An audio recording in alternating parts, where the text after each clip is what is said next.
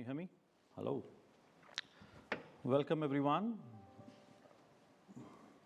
to this very interesting event where we are going to talk about climate justice and equity.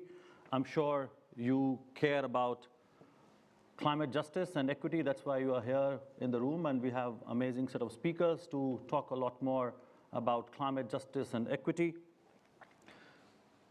We all care for climate justice, and we have been demanding action and urgent action. But the discussion on how has been missing when we talk about implementation. So there's a lot more focus on what needs to be done, but very little about how. So you are absolutely in the right place where we are going to be discussing a lot more about the how part of climate justice and how we reach that transformation that is very much required. One major thing that we have also seen missing, especially in this space, where we are banking a lot more on Paris Agreement, that the mention of fossil fuels, coal, oil, and gas is totally missing. So we all know what caused the problem. We all are talking about mitigation and emission reduction, but we are not talking about how we are going to tackle the problem of fossil fuel production head on. So the supply side of the problem. And what we are going to share with you today is going to focus much more on the supply side, which has got very little attention in this space. The other challenge has been that we are asking all countries to step up and move away from fossil fuel production without recognizing that there are economies, and particularly developing economies, who are dependent on fossil fuel production or consumption, and we are not working with them to make sure that the transition that we are looking for is a planned, orderly, and just transition. Those aspects have not got the kind of attention that we need to discuss the how part of it. And unless we do that, we will not be able to achieve the transformation that is needed. And if we do not address this issue, we are going to see much more social and economic disruption, and we cannot afford that to happen. So we have to talk about a transition which is just and which helps communities and countries adopt an approach of social and economic justice. To do that, we have seen how there have been struggles, frontline struggles, demanding fossil fuel phase out. People have put their life on the line, and there have been many movements demanding actions and also laying down their lives. And all those initiatives and sacrifices we need to recognize and make sure that we as the global community have a common understanding of how we are looking at the whole issue of fossil fuel. As we speak today, a report has been released by Environmental Defense Canada, and that report talks about action of Canadian oil companies and their commitment against 1.5. And that's absolutely significant because we have been talking about 1.5 degree target, but we have not been talking about how expansion continues to happen and fossil fuel industry continues to enjoy the support of governments. In so many ways, you know, the space that they have been given in conferences like these, but also the subsidies they get. I'm sure you must have seen the IMF report where fossil fuel industry is enjoying subsidies to the tune of $11 million a minute. $11 million a minute. And if that's the kind of support that's going to go to fossil fuel industry, how we are going to push them back and how we are going to make that transition. Speaking of how, something that should have happened under UNFCCC in a much more formal space, adopting the equity and justice frame, we did not look at this issue as a central component. And we found that governments hesitated to talk about the equity formula, how it's going to be applied. And that's where civil society stepped up. And based on the years of analysis, we started a series of reports starting in 2015, where every year we have looked at the equity dimension and talked about how it's going to be done, and most importantly, who does how much. We have been talking about that cake of responsibility, but not how it's going to be shared. And that's where the equity work that has happened over the last few years is extremely critical for climate action and climate justice. So we have this amazing line of speakers, and I must tell you that there was no intention to make this a manual. We had, so we have one colleague who is on her way, Anjali. So she's going to be joining, and we had two colleagues who were supposed to be here physically but could not come because of the whole vaccine apartheid issue. So we have one colleague from Philippines and another from Mozambique, and this is the reality and that we are facing. So they have sent their video recordings, and we are going to play that for you. So without much ado, I think we'll start with that video from Liddy Nakpal, who is from APMDD, Asian People's Movement on Debt and Development, and she's also convener of this Civil Society Equity Report. So she's going to join us virtually through that video. Can we have the first video played, please? We are happy to join all of you today in launching the Civil Society Equity Review Report on an equitable global phase-out of fossil fuels. This report provides a sharp, much-needed focus on the main cause of the climate crisis, which is fossil fuel production. We need more than lofty emissions reduction targets decades in the future. These targets mean nothing without ambitious and equitably shared actions in the next few years. These actions must include the immediate stop to the expansion of fossil fuel extraction and the immediate start of a rapid and just phase-out of existing production. This report focuses on the context, challenges, and urgency of these tasks, and to illustrate this, it also includes 13 country profiles. It concludes with the following recommendations, which I would like to draw special attention to. The first, deliver on long overdue commitments from the Paris Agreement.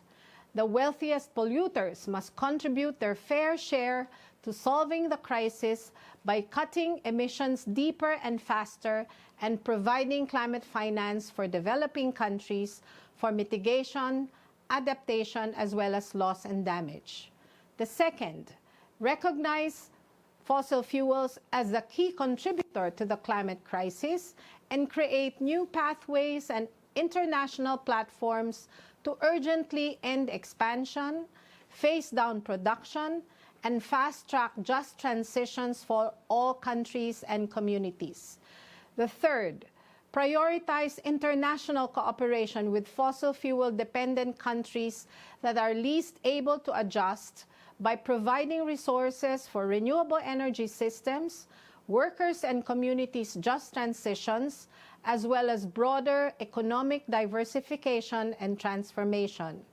The fourth, strengthen the building blocks of a fair shares phase-out, which could include a first movers club of countries committed to ending extraction of fossil fuels, a registry of global fossil fuels reserves for transparency and accountability, a commission dedicated to advancing diplomatic discussions towards a phase-out, and enhanced international legal instruments such as a fossil fuel non-proliferation treaty to equitably align production within 1.5 degrees. And last but not the least, change the rules of global trade, investment, finance, and technology to increase policy space for governments expediting emergency policies and exploring new programs to encourage commerce that respects the rights of people and the planet over profit. Thank you. And you can see the front page of the reports here. I realize I didn't introduce myself, which I should do now. So my name is Harjeet Singh, and I work as an advisor with Fossil Fuel Non-Proliferation Treaty Initiative as well as Climate Action Network, and I'm based in Delhi. Okay, so As you heard the key recommendations that Liddy outlined and launched this report for us here, and as I was mentioning, these reports have played a very important role in providing the equity analysis which should have happened at the UNFCCC level. And these reports have provided the basis for calculating fair shares. And I'm sure in the last few years you have seen how the language on fair shares has been socialized and normalized, which used to be a taboo. You talk about equity, but no government was willing to look at the cake and divide it.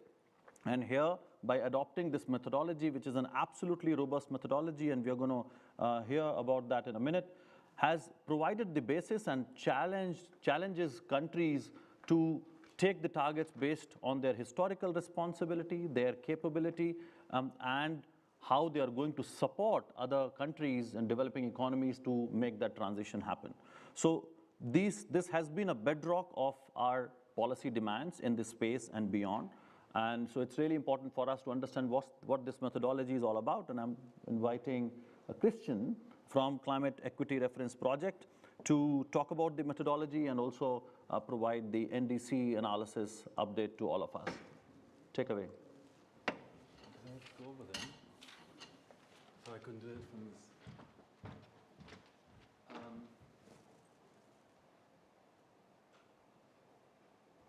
There you go. Okay, so, well, as Harjit already said, for the last few years, ever since before Paris, this group has been releasing the annual Civil Society Equity Review, where we analyze whether countries are meeting their fair share of addressing the climate emergency through their NDCs that they put forward. This report is quite different in that the NDC assessment only takes up a fraction of the report, about like 3 pages out of about 70. So it is, even if you know the assessment of the NDCs, it's still worth looking at the remainder of the report. Can I have the slides? Can you please fix the presentation?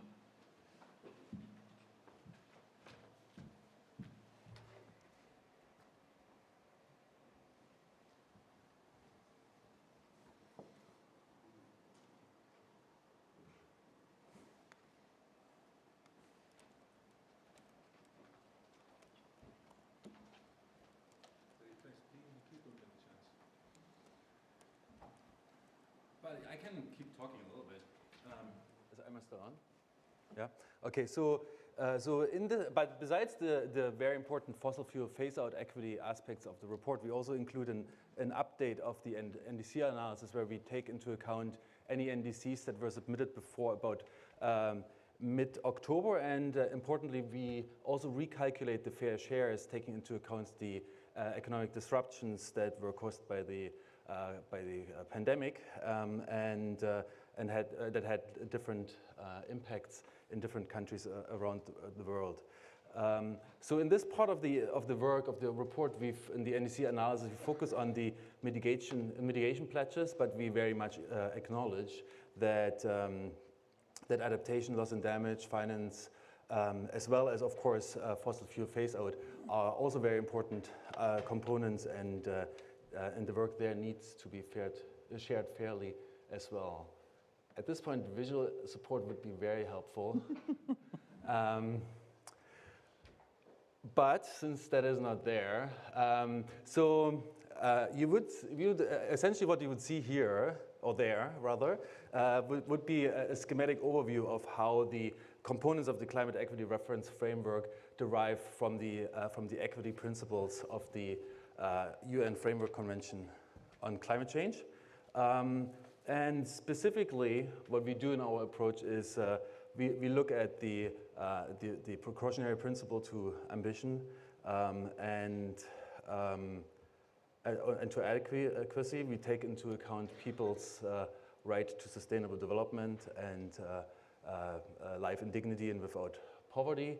And of course, and this last bit we do by treating the incomes and as well as the emissions of the poorest differently than those of the richest.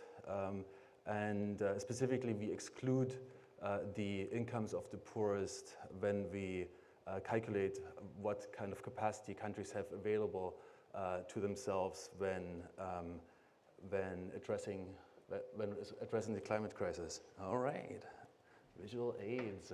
So we are about in the middle there, left to right.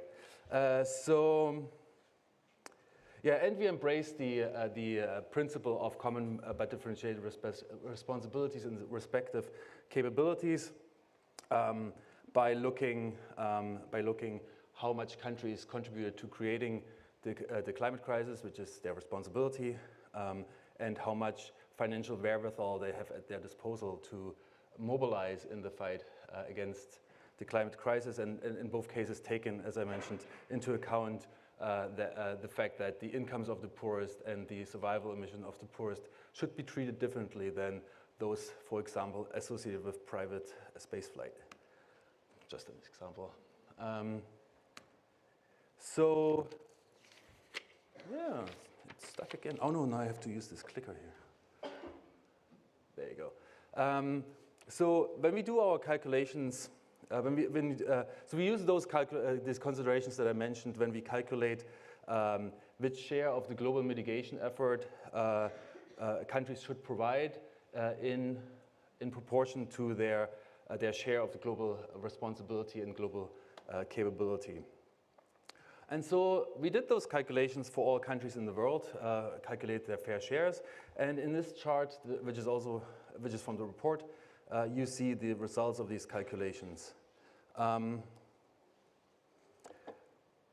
The numbers in this chart are expressed in emission reductions in 2030 below national baselines emissions per person. So we do this per person so you can actually easily compare countries of different sizes. And the green bar that you can see is the results of the fair share calculations. And the fact that, and it's a bar, not a single line, because from the very start, this group that came together for these reports wanted to reflect a range of different ethical positions of what a fair share should be. So we actually calculate a number of fair shares and that reflect different ethical positions of what is the threshold of being poor and how far back emissions should be considered, and that is that bar. And so in addition, it shows, so perhaps not surprisingly, the countries that have polluted the most and are the wealthiest have higher fair shares than countries that have not polluted as much historically and are not as wealthy. So that is perhaps not surprising. And what we also show here is the red lines, the horizontal red lines. Those are essentially the pledges in the NDCs that have been put on the table. And in many cases, those are the updated NDCs from earlier this year or last year. But in some other cases, NDCs haven't been updated yet, and so we don't take that into account. But there has been some other utterances, for example, by India recently, so that's not taken into account here because we didn't have it available. So now we can compare those two, and we see that we can see some clear pattern. The wealthier countries in this chart fall way short of their fair share. The US, for example, is pledging only about a quarter to a third. The UK between a fifth and a quarter, and so on. On the other hand, several, but not all, of the less wealthy countries are pledging to have made pledges that are broadly in line or even exceeding their fair shares. South Africa, for example, explicitly utilized our methodology and the calculator when revising its NDC, and perhaps unsurprisingly, that resulted in the more ambitious end of their range, at least, not the whole, not the whole pledge, but the more ambitious end of the range to be broadly in line with our results. So one thing one thing that's also important to note or interesting to note is that even if the wealthier countries could completely eliminate all emissions by 2030. So we showed that gray bar there for reference that would be like complete elimination of all emissions by 2030. Even then they would still fall short of their fair share. You can see that because there's a gap between the end of the gray bar and the beginning of the green one, right? So But they would still be morally responsible for their full fair share, not just the proportion that they can do via domestic reductions. And the shortfall, which is quite substantial, that has to be contributed via provisions of climate finance technology and other means of support for supporting less countries to do more. Because the reverse is also true. Even if less wealthy countries meet their fair share, which many pledge, as we've seen, less wealthy countries unfortunately have to do even more than their fair share in terms of mitigation. So that's one of the fundamental and structural injustices of our current climate moment, but we can avoid making this injustice even more grave by at least paying for or otherwise supporting this additional effort. So in other words, what our analysis shows is that collectively countries have not pledged enough mitigation, and so all countries have to pledge more. Welfare countries have to do more in terms of the domestic mitigation and much, much more in terms of international support and finance. And less wealthy countries, on the other hand, must make pledges, of course, and as we said, some already do, that meet their fair share, but also would have to be willing to go beyond that, conditional on additional support and finance.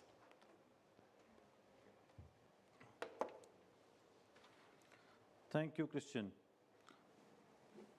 So Christian and team have done amazing amount of work on developing these principles and doing this analysis, which has brought this whole work into a reality.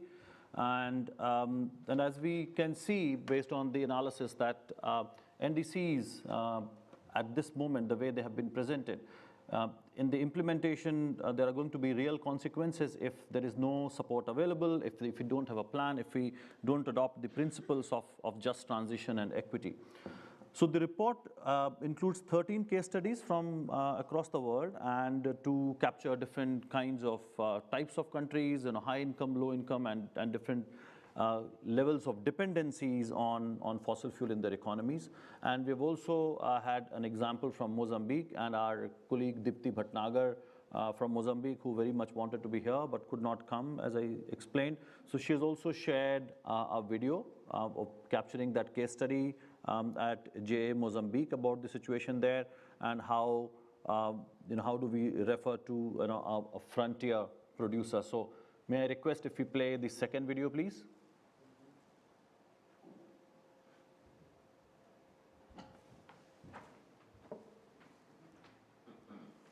Hi, my name is Dipti Bhatnagar. I work with Friends of the Earth International and Justiça Ambiental, which means environmental justice in Portuguese, which is Friends of the Earth Mozambique. I'm talking to you today from Maputo, Mozambique. This civil society equity review, which is being released, is a very, very critical look at why we need an absolutely urgent and at the same time just phase out of fossil fuels. We're facing multiple interrelated crises on this planet that are based on long-standing structural injustices. That is what we need to address. It's all of these injustices that we need to address, along with challenging climate crisis. Greenhouse gas emissions and fossil fuels need to be phased out as urgently as possible. They're devastating the climate, they're devastating people's lives on the ground, they're devastating the local ecology, and they have done so for decades and decades. This needs to happen without the loopholes of net zero, carbon markets, and geoengineering, which are merely schemes to allow polluters to continue polluting, and we say no to that. What we need is deep systemic change. In this report, there is a case study of Mozambique, which was written by my organization. Here we talk about the fact that coal and gas have been discovered in Mozambique, bringing this promise of huge future earnings. This country is going for export-oriented, capital-intensive mega projects. That is the development pathway, unfortunately, that this country has chosen since the 90s, when the promise of the post-colonial independence movement faded away. At the moment in Mozambique, we do not have a critical mass of workers who are in extraction jobs, and we need to keep the situation that way. This is a far easier just transition, just and feminist transition than many other countries who already are locked in with a huge amount of extraction jobs. We are not in this situation. We should not be locked into a future fossil fuel pathway. We face huge challenges in this country. Most of our people are subsistence farmers or subsistence fisher folk, and that is how they survive. We do not have people who are in droves in the extraction sector. Let's not make it that way. Let's not bring our society down that fossil fuel pathway that then we need to have a just transition out of. We do not want that for our country.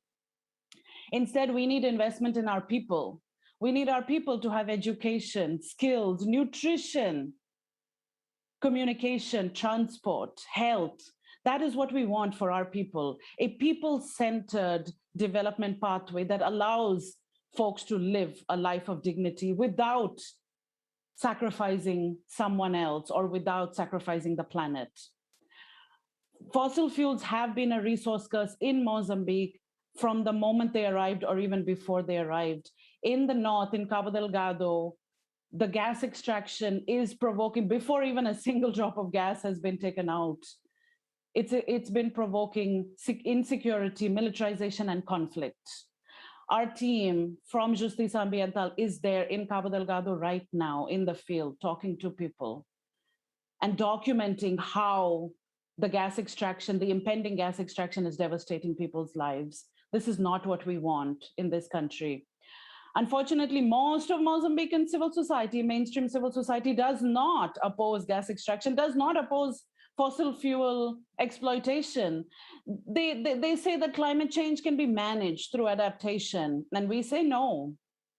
There is no way for Mozambique to adapt to a 2-degree world, to a 3-degree world. We're already seeing the devastation that was brought by Cyclone Idai in 2019, for example. The people who have done the least to create this crisis are the ones that are most affected by this crisis.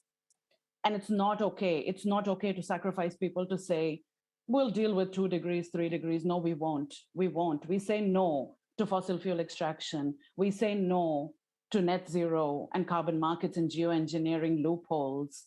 This is not the world that we want to see. We need deep systemic change. And that is what we are demanding here in Mozambique and throughout the world. Thank you. Our thanks to Deepti for talking her heart out and sharing the insights and the realities that people face, and how many such economies have either just having the legacy of colonialism or have been coerced or lured into this kind of an extractive economic model. So this report covers various countries, so case studies from, so apart from Mozambique, so from China, Colombia, Ecuador, India, Indonesia, Nigeria, Russia, Saudi Arabia, South Africa, Trinidad and Tobago, United Kingdom, and the United States of America. So we have various kinds of examples and case studies in this report, so I'm sure you would find it on civilsociettyreview.org. There's also a link which we can talk about later. But you will find the series of reports on that link, civilsociettyreview.org. And it's really important to talk about the interconnected crisis, as Deepti referred to, because if we do not look at how and who is producing these fossil fuels, who is enjoying the benefits of, I'm sure you know the data of 100 companies responsible for 71% of emissions, and how these crises are connected, because the same handful of people and rich nations and corporations are also behind the racial injustice and atrocities against indigenous people, economic inequality, or the vaccine apartheid that we have been facing around the world. So it's really important to look at that interconnectedness when we are responding to some of these challenges. As I shared in the beginning, that we are sharing this event with Environmental Defense Canada, who have released a report today and who are resisting fossil fuel expansion in one of the world's biggest producers, and according to the Civil Society Equity Review, biggest laggards. So let's hear from them now and talk about the new report and the action of Canadian oil industry. So I'll invite Dale Marshall. Over to you. Thank you, Harjeet. So I'm talking to you today about the report that we released, Environmental Defense Canada and Oil Change International. Unfortunately, my co-authors from Oil Change are not at the COP, so I'm here on my own, although I'm hoping that a colleague can be here to talk about fossil gas in Canada.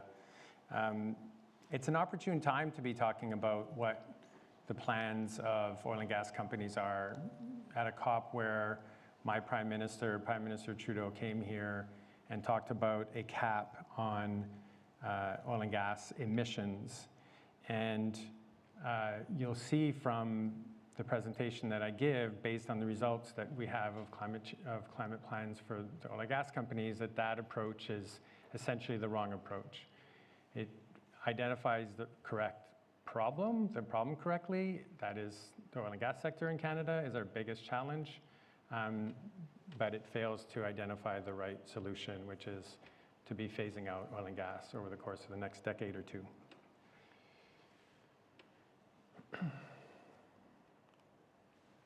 So my colleagues and I looked at 8 different oil and gas companies and assessed them based on 10 criteria.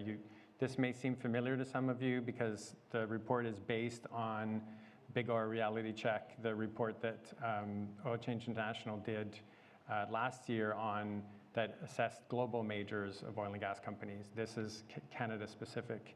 So use 10 criteria to assess oil and gas companies' climate plans in 3 broad categories. The first being ambition. Do oil and gas companies continue to explore for more oil and gas and continue to produce and expand their production? Or are they actually dedicated to a 1.5 degree pathway? It also looks at integrity. Do oil and gas companies, how much rigor is in these plans? Do they cover all greenhouse gases? Do they rely on false solutions like carbon sequestration? And to what extent are they lobbying against credible climate policies? And finally, transition planning. Do they commit to an end date for fossil fuel production, for their oil and gas production? And have they committed to funding a fair transition for their workers and the communities they live in? So we looked at 8 companies. The top 4 you'll see are tar sands companies that focus mostly on oil. And the bottom 4 are companies that mostly produce gas, although obviously there's some that do both. In terms of the climate plans, the assessment was not great. The only 2 companies that actually look at the full scope of their emissions are Suncor and Shell. And Suncor's pledge to reduce its emissions by 10 megatons overall across scope 1, 2, and 3 needs to be put into context of their plans to expand emissions. That 10 megatons, if you look at all the emissions, life cycle emissions of their production, it's projected that their emissions will go down by 2% over the course of this decade. They're the leader in Canada. Shell also considers its scope 3 emissions. Both, by the way, are incredibly vague in terms of how they deal with scope 3. There's no detail, and they seem to be putting the responsibility on some kind of consumer behavior.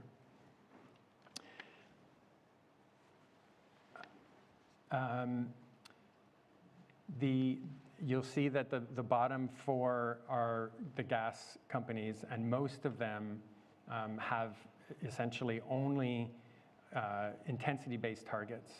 So just to highlight, already not dealing with production is bad enough, but putting forward intensity targets we know is a false game. Tourmaline, just an example, prides itself on the fact that it's reduced the emissions intensity of its gas production by 31% since 2013. But because of increases in production, its greenhouse gas emissions have actually doubled. So clearly not the right approach to get on a 1.5 degree pathway. And some companies, by the way, have set no targets at all. We assessed ExxonMobil and Imperial Oil together, because Imperial Oil is owned by Exxon and is operating in Canada. The oil sands pathway to net zero is one of the initiatives that have been put forward by 5 oil and gas companies, tar sands companies. And there are a number of problems with the way that they have structured their plan. They don't consider the downstream emissions. So 70 to 80% of the emissions that come from the production and use of their product is not being addressed. The Cenovus CEO, Alex Pourbaix, essentially said that downstream emissions are they're largely the responsibility of customers, not up to them. The anchor of the plan, according to them, is the carbon capture utilization storage trunk line. A footnote in that plan, by the way, you can read the plan in about 6 minutes. The footnote in that plan says that the second phase of this could actually, it could include CCUS, it could include nuclear and maybe hydrogen. They're not sure yet. And it also includes some undefined other levers, emerging technologies like direct air capture. And we know that direct air capture and CCS have not been proven at scale. And then finally, the one theme throughout the plan is basically the government's going to pay for this. Repeatedly, they talk about how much it's going to cost, how other plans from other countries have been subsidized by their governments. So a $75 billion plan that they estimate 50 billion of that should be essentially covered by the Canadian taxpayer. So this is what the graph looks like. Oh, sorry. This, I mean, I won't go into details, but you can see that essentially Suncor and Shell get some credit for actually talking about Scope 3 emissions, but that's it. Otherwise, it's a sea of red. And this assessment is, not that the global majors had a great assessment last year, but is remarkably worse than that assessment that Oil Change International did. We know that oil production needs to decline by 4%, gas production by 3% each year, is from the production gap report, in order to stay on a 1.5 degree pathway. And here's what oil and gas companies in Canada are projecting: a 30% increase in production of oil and gas over the course of the next decade.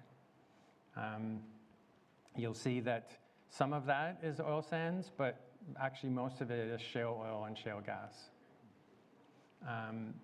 And by 2050, production will barely be below what it is today. Not a 1.5 degree pathway. I won't go into detail here, but this is all taken from Rystad data. It shows what's projected for 2025 and 2030.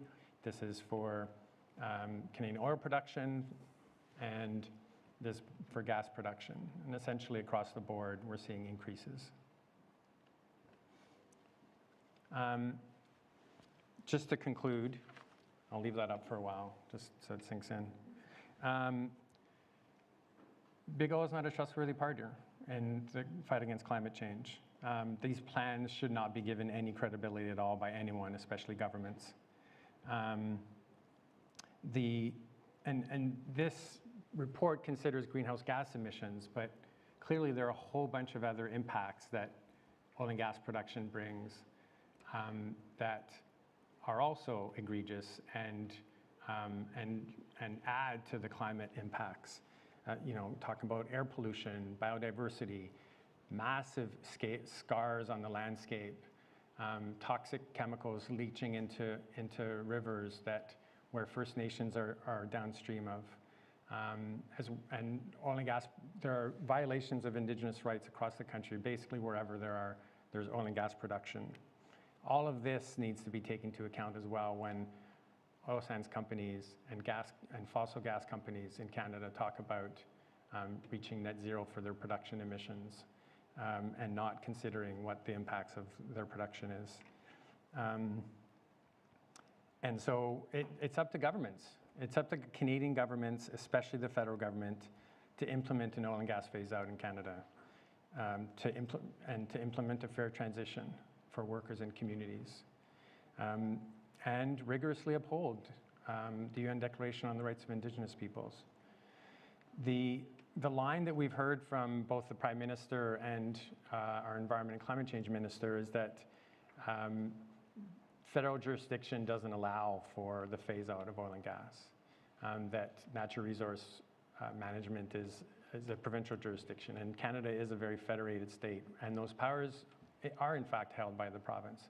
But there are a whole bunch of levers that the federal government can use to curtail production and even decrease it. If no new approvals come through, oil and gas production will drop by 25% over the course of this year. And the federal government, in its Impact Assessment Act, has a hook that says that the global emissions of the projects can be considered. And so if it puts into place a rigorous climate test on a 1.5 degree pathway, most of the oil and gas projects that are going to face an impact assessment can be rejected on those grounds. The federal government controls exports. In fact, it's committing to ending the export of coal. It can do that. It can also end the export of oil and gas in Canada. Not to mention that you may have heard, like the Canadian government actually owns a pipeline. It can cancel that tomorrow if it wants to. And then there's all the ways that the federal government is actually fueling the climate crisis and propping up the oil and gas companies. The report that came out yesterday showed that Canada is the worst in the world for public financing, overseas financing of oil and gas. Number one, not on a per capita basis, not on a GDP basis, number one. Bigger than China, bigger than the US. Last year we gave $12.6 billion in export financing for oil and gas. And that's through Export Development Canada, a federal institution. So there's so much that the federal government can do, and I urge you all to press the Canadian government every time they say, we can't do anything, it's up to the provinces. I'll leave it there. Thank you.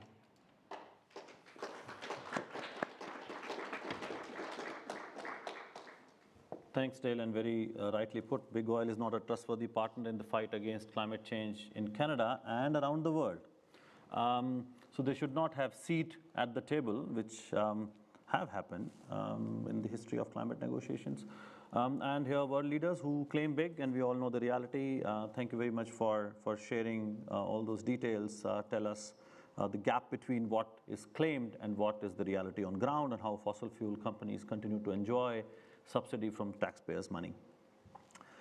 Okay, speaking of phasing out, we know it's not going to be easy, and that's why we all are discussing the phase out has to be in a just and orderly manner. And when we talk about just transition, we are really concerned about workers around the world, both in the developed and developing countries, because there's going to be a massive impact on their rights and on their way they live as a society.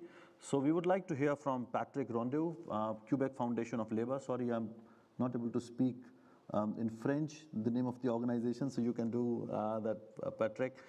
So Quebec Federation of Labour is an ITUC affiliate, International Trade Union Confederation, which has contributed to this report, the CSO Equity Review report, and can share with us, so Patrick can share the workers' perspective and also reflections on the situation in Quebec, where government has announced a world-leading plan to end fossil fuel extraction. So Patrick, over to you. Thank you very much, Arjit. Hello, everybody. Yeah, like you just heard from Dale, bearer of good news. No, quite seriously, that the situation critical in Canada. You all saw the numbers for the decrease that we have to face, but we all know that at least 85% of fossil fuel must stay in the ground, which is quite challenging for us to be able to reach the Paris Agreement goals. And if you don't know, Canada is the only country of the G7 was a raise of GHG since 2015. You know, we produce more GHG by 1% than the other countries of the G7. So, and 42%, if the number is still right, are coming from fossil fuels. So it's a big challenge. But we still continue to subsidize this industry, which is quite unbelievable. And for, you know, addressing the situation when you have trade unions and you have thousands of people who are working those industries, you have to talk with them. You have to open a canal, you have to open the dialogue. And that's what we did, I think, from the last couple of years, more during the COVID, when we were planning recovery plan for Canada. We did have this that kind of dialogue. You know, the subsidized issue is a very important one for us, because we do agree that subsidized must be terminated for the fossil fuel industries, but those industries and those workers, not the industries, not the sector, not the employers, but the workers, are going to need a lot more subsidies to face this transition that they're going to have to face. And it's basically the basis of just transition that we often talk about, that we often heard, but for us, just transition is very important. It's a fight that we've been fighting for since 2015, and more before that, since the 1960s, as a matter of fact. But since 2015, it was very important for us, trade unions inside the Paris Agreement discussions. And what is just transition? For us, just transition must rely on the International Labour Organization guidelines, which are pretty clear. It's not a pick and choose plan that we can adapt. We have strong guidelines around those. And basically, what does it mean? It means that we are facing a climate crisis. We are in an energy transition, and to be just and fair, we have to plan it sooner than later with those who are going to face these impacts. And those are workers and their communities. And if they are around the table, we can talk about a just transition, which means decarbonizing the workplaces, which means if we can maintain the jobs or transfer them. You know, it's pretty funny, because workers in the refineries do have the same skills as workers in geothermy. So, you know, it's quite possible to transfer those jobs. And if not, we have to have social protection for those people. We have to have a bridge for them. And then we have to address the question of diversification economy. And so for us, that is just transition. It's based on social dialogue, but at some points we do need political willing as well. We can talk all day between us, but if there's no political willing, we're not going anywhere. And as you saw with the report that Christian just showed you on the fair share, the Canada Fair Share, you know, 60% of domestic level that we should have as a reduction for 2030. We are at 40-45 from the government standard, but we're not even there. So it's a very big step, and we do know that it's going to be brutal for a lot of sectors. So how do we do this? RG talked about what we're doing in Quebec, and he's right, and we're kind of proud of that.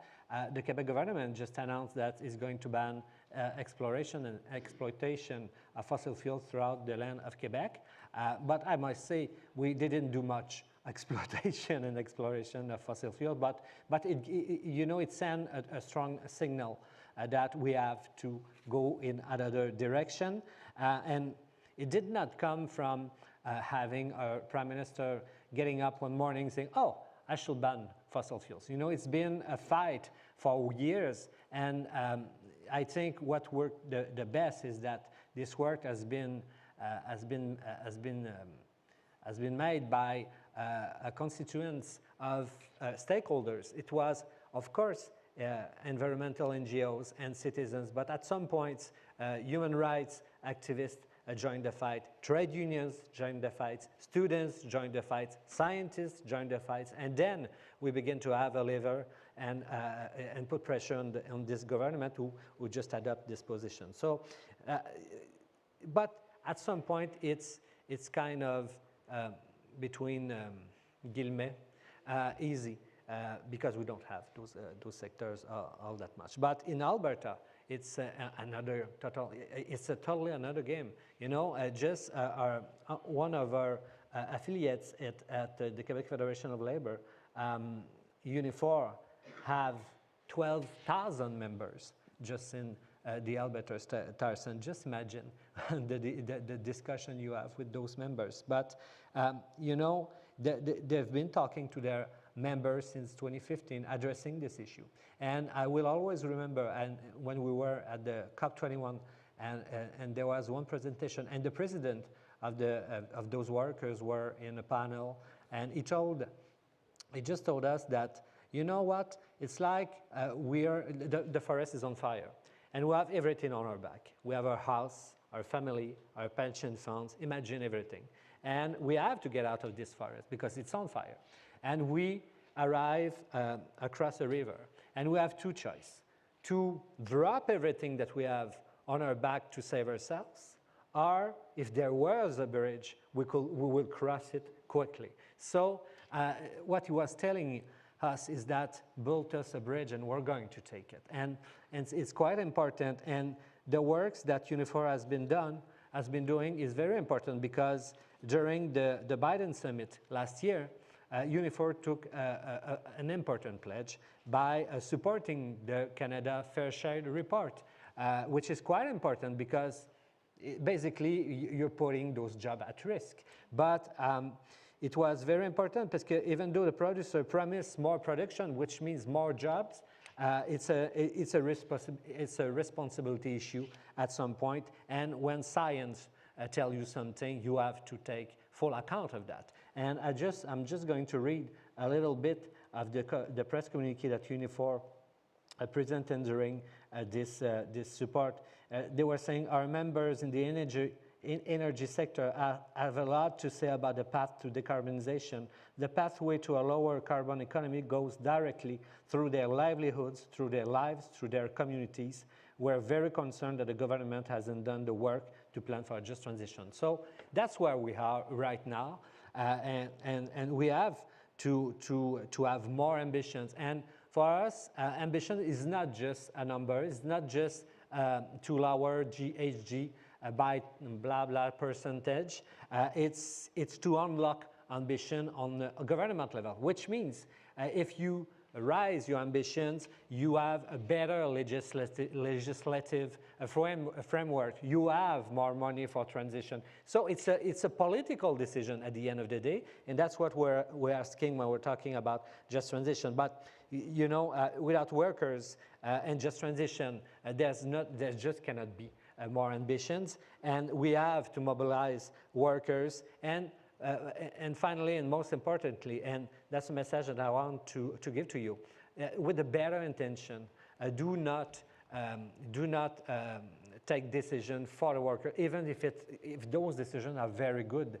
It's not about taking decisions for the workers. It's about taking decisions with the workers, which is quite important. Thank you. Thank you so much, Patrick. Wonderfully put. Yeah, and as you said, the reality is that we are still lacking political will. We still lack a system an approach where we are working with communities, with workers, with indigenous people to plan that transition and put resources, and that plan doesn't exist. And here we are talking about demands and government leaders would come and create those headlines, but really don't go back and do the kind of hard work that is absolutely required to make this just transition happen. And we have a colleague joining us. Her name is Florence Baker from Sierra Club, who has also been part of this report. Florence, sorry to put you on spot. We are just about to conclude, so good timing. And if we can hand over to you to share your reflections, being part of this work. Thank you so much. Thank you, everyone. Yes, I work for Sierra Club of British Columbia. And as many of you have probably heard, BC has been experiencing huge climate impacts this summer. We had a heat dome that killed 600 people, 6 billion wildlife. The sea literally cooked and it stank of death. And in the last few weeks, the BC government just unveiled its climate plan. They're extremely proud of it, but it fails to address the big fat elephant in the room, which is the liquefied natural gas terminal, the LNG terminal, the frack gas. And so the government is not regulating this industry, and they don't really have any intention to. They haven't said they're going to stop subsidizing it. They haven't said they're going to put a cap on emissions. And this is just horrendous because obviously it's devastating local salmon ecosystems. It's violating indigenous rights. And whilst a lot of the leaders here talk about offsets, it just allows these corporations to get away with bloody murder. You can take a minute or so, or we can bring you back in the question answer session. We just want to open the floor for a few minutes, or anything else that you would like to add? No, that's fine, thank you. Okay. Great, thank you so much. And yeah, we would like to keep the floor for the next 15 minutes. Before that, I must tell you where you can find the Civil Society Equity Report. So it's civilsocietreview.org/report 2021. Thank you, Christian. And before I open the floor, I must also talk about, because we are speaking a lot about ending fossil fuel expansion and phase out and a just transition. So I would definitely like to talk about, in a minute, about this big, bold idea that we have, which is a global initiative to phase out fossil fuels and support a just transition. So Fossil Fuel Non-Proliferation Treaty Initiative. You can find some of the material here with Michael. So please approach Michael, who's the Director Engagement, Global Director Engagement. So you can reach out to him, and there are more colleagues here, Kara, Alex. And this goes into details, and I must also tell you, you can visit the website fossilfueltreaty.org. And as Patrick was talking about Quebec, which is probably in the process, but there are 17 cities and subnational governments that have endorsed the idea of treaty. There are more than 900 organizations and more than 130,000 individuals who have supported and endorsed the idea. So please check fossilfueltreaty.org for more information. And I open the floor for questions, reflections, please. So we have 2 microphones. We'll take 3 to 4 questions in a row and then respond. Please introduce yourself and also say if you're pointing your question to somebody on the panel. Hi, I'm Ursula Eicher from Concordia University in Montreal. Well, the session is about solutions, and I think we heard a lot about the problems, and that none of the governments, apart from Quebec, who doesn't maybe really have such a problem, is really addressing the problem or coming up with solutions. So I wonder that what you see could be done apart from pressure, of course. I mean, bottom-up pressure, protests, and so on. Do you see any more sort of strategic or more political solutions to address this sort of schizophrenic behavior of claiming to be a climate-friendly country and on the same side just continuing as we were before? So I don't address it to anybody specifically. I think it's more a question of ideas and some bit of a solution-oriented answer would be appreciated. Thanks. Can we take 1 or 2 more questions? Please go ahead.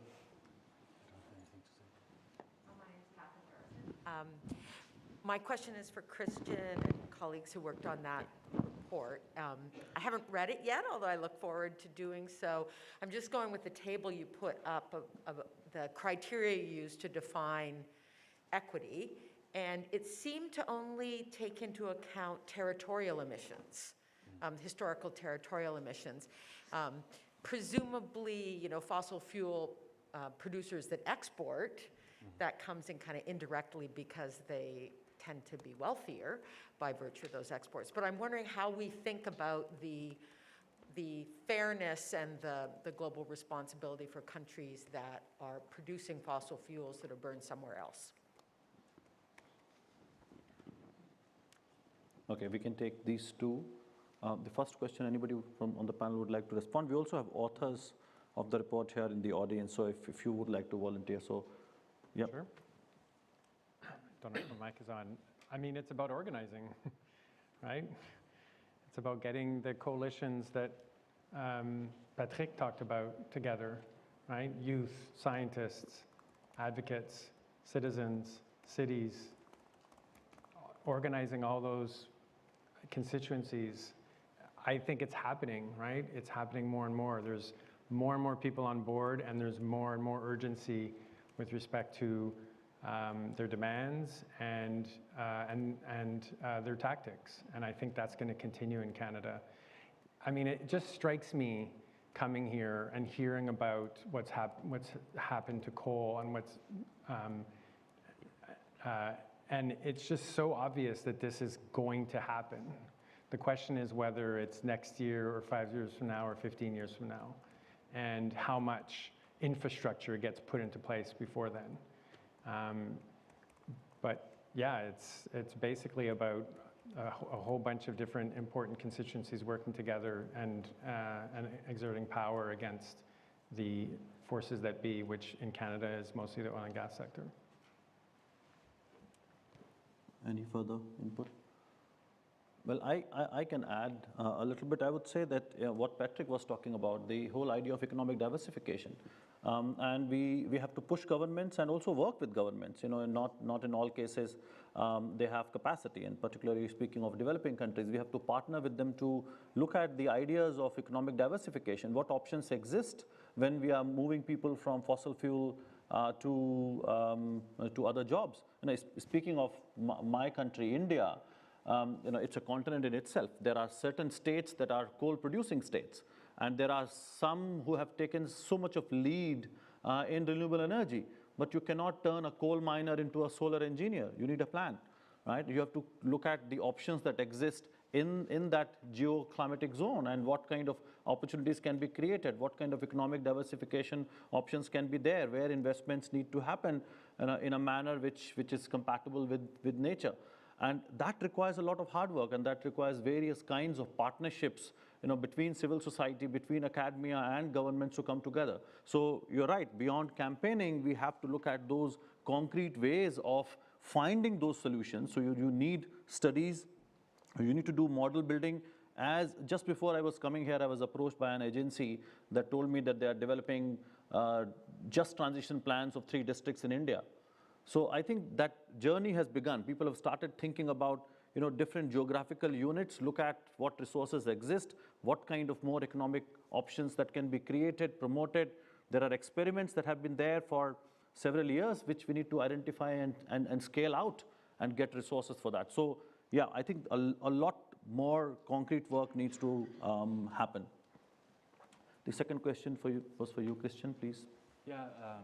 Yeah, so thanks for the question. You were right. You're right. Our calculations are typically based on using territorial emissions for calculating responsibility.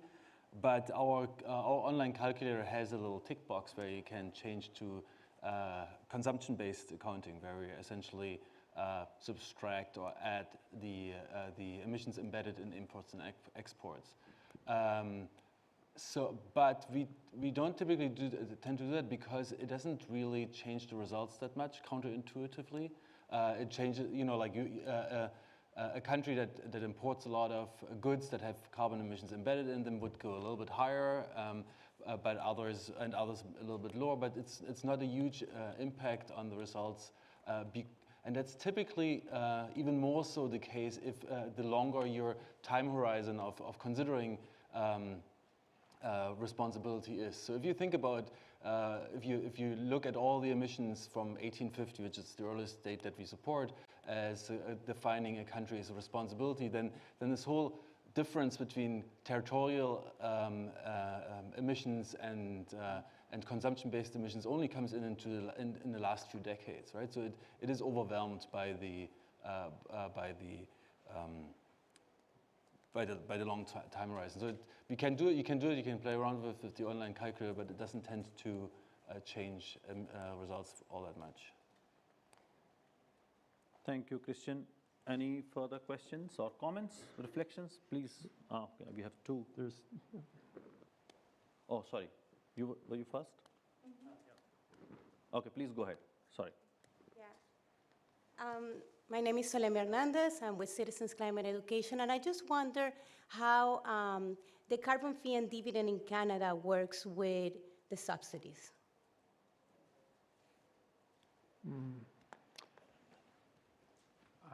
I mean, they're separate policies. So the federal benchmark for carbon pricing, essentially, the provinces that are subject to it, the carbon price gets collected from both at the consumer level and industrial level, and then 90% of it is redistributed to citizens. And the other 10% is for small businesses and institutions. The estimate is that 80% of families end up being better off. So they end up getting more back in their rebate than they paid in their carbon price. And that's because of the industrial side of the carbon pricing equation. In terms of industrial emissions, though, we do have a rising carbon price. 80 to 95% of emissions, depending on the sector, 80 to 95% of those emissions are exempt. Like the specific sector is exempt from those from the carbon price. They set a benchmark. It's a complicated system around intensity. But 80 to 95% is not of the carbon emissions are not paid in the form of a carbon price, and there's no schedule to reduce it over time. We're hoping that both of those things change, that more and more of it is covered, and also that provinces that have weaker systems are not allowed to have them in place. And right now there are a number of provinces that have weaker systems where 99% of emissions are exempt at the industrial level. And then in terms of subsidies, I mean, you're right. There's a number of ways that the federal government, mostly through tax credit for exploration and tax credits for production, but also straight up subsidies, like hundreds of millions and sometimes billion-dollar programs that are handed out to oil and gas companies sometimes for environmental improvement, sometimes just, as I said, tax credits for more exploration or more production. So I don't know if you're looking for a comparison between those two. Can we take that offline, because I'm conscious there are two more questions and we only have 5 minutes left. So please go ahead. And is that Alison? Yes, got it. Thank you. Please. I'm Clément Mangin, and I study climate denial at the University of Quebec at Montreal. And we've seen that despite the talk, Justin Trudeau doesn't do much to phase out the oil and gas industry in Canada. But despite that, there is a strong opposition from Albertan workers that despise him for being a globalist and a communist and whatnot. So there is a strong trend of denial in Alberta among workers. So I was wondering how you could open a dialogue with those people that are denying the fact that climate change is a reality. Thank you. Patrick, I can address that too, but... I think so, yeah. Yeah? I can go ahead. I'm not so sure that it's as much denial than a way out, you know? Because when you've been faced by saying, you have to do this, and the only solution is that you lose everything, you know? You resist, you block. And we do have the dialogue with those workers. But what we find out is that we have to have constant dialogue with them. And it's a lot of people, very lot of people. And the other thing that works very well is that, let's take, for example, me, who is in Montreal, who work in this, on this field all day long. If I go in Sept-Îles or Côte-Nord, you know, in a very far region, which is not urban at all, and I go to tell them that they have to change, they will send me back on a boat to Montreal. You know, but if it's somebody that they can identify to, it's beginning to work in that way. So it's a very long process, but I wouldn't say that there's denial. I think there's a fear more than denial that they will not have anything at the end of the day, and they're freaking out. So yeah. If I can add a bit, I mean, the fact that just transition is not being actually planned and implemented is why workers are fearful, and it's why there's resistance. You know, when we put out a report with a number of other Canadian environmental groups that showed how Canada could reach 60% emission reductions domestically, in addition to a very large emission reduction investment overseas. Unifor, the union that Patrick talked about, that represents 12,000 oil and gas workers, was in the press saying this is the target that we should be achieving. And that report showed a significant reduction in oil and gas production. And it's because, but the next line is, but we need a just transition. We need a fair transition for workers and communities. And if provinces and the federal government came forward and said, we're going to fund this, training programs, early retirement programs, relocation, a huge amount of funding that goes to communities for economic development, for moving into the sectors of growth. If all of that was on the table, the resistance that you hear from some workers would diminish considerably.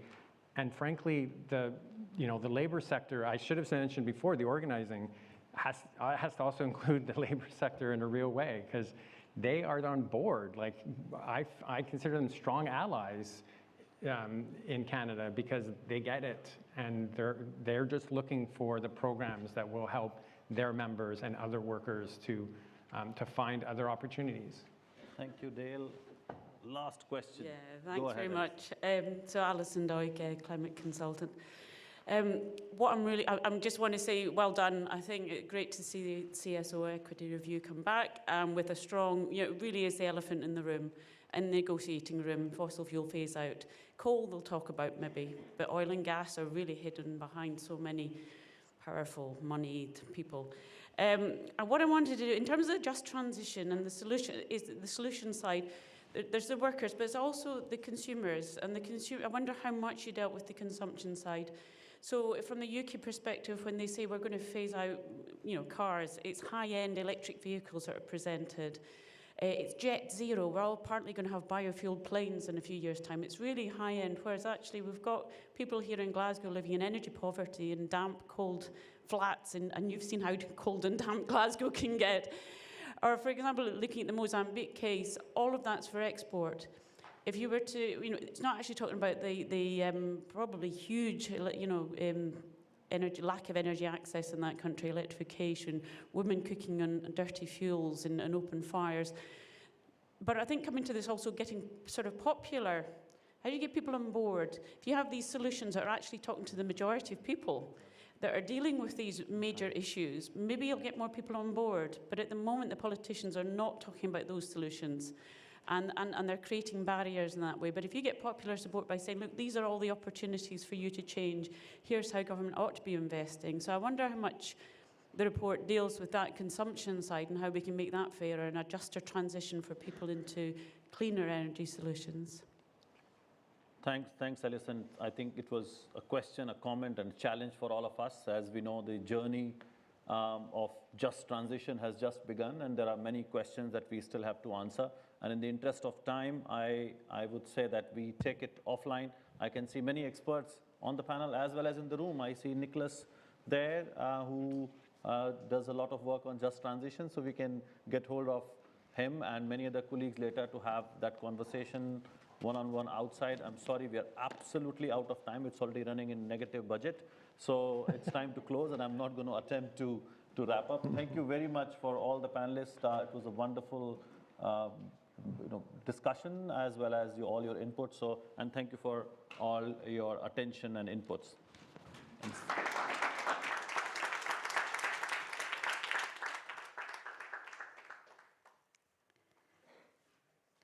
Please